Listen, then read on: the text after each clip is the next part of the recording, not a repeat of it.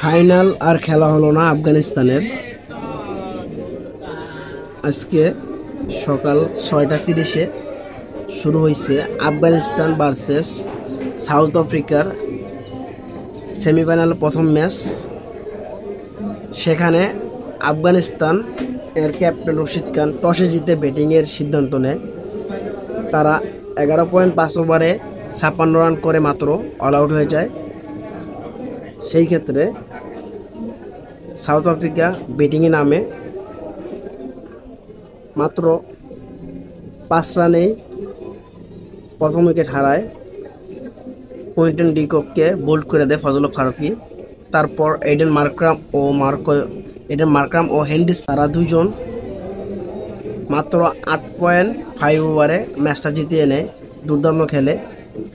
মাঠটা খুবই বাজে একটা মাঠ ছিল বলতে, খুবই ভালো সুইং করছে। এবার আসলে যেই খেলাগুলো হয়েছে, যে প্রত্যেকটা মাঠেই রান বেশি হয় না, বলারদের জন্য খুবই সুবিধা হয়েছে, কিন্তু ব্যাটারদের জন্য তেমন কোনো সুবিধা নেই। তবে একটা জিনিস, সাউথ আফ্রিকা এখনো কিন্তু একটা ম্যাচও হারে নাই, তারা প্রত্যেকটা ম্যাচ জিতছে।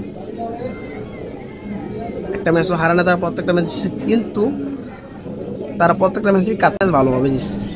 যেমন হেরে যায় এরকমভাবে শেষ পর্যন্ত ম্যাচগুলো জিতে গেছে, সবগুলো ম্যাচ জিতছে।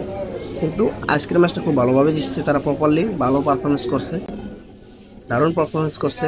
মোট কথা মার্কো জানসেন, এন্ডিস নরকেয়া, তাব্রি শামসি দুর্দান্ত বল করছে। রামেশ্বর আবাদা ভালো বল করছে। তাদের ভালো বোলিংয়ের কারণে মাত্র 56 রানে অল আউট হয়ে যায় আফগানিস্তান টিম। সেই বিধায় তারা মাত্র 8.5 ওভারে ম্যাচটা জিতে নেয়। তাদের জন্য শুভকামনা রইল। মোট কথা তারাই একমাত্র প্রাপ্য বিশ্বকাপের এই ট্রফিটা। দেখা যাক, আমি জায়গায় সমর্থন দিব, যে সাপোর্ট করব। তাদের একটা ট্রফি প্রয়োজন, তারা এখনো কোনো ট্রফি, আন্তর্জাতিক ট্রফি জিততে পারেনি। ভিডিওটা ভালো লাগলে শেয়ার করবেন, কমেন্ট করবেন, লাইক করবেন।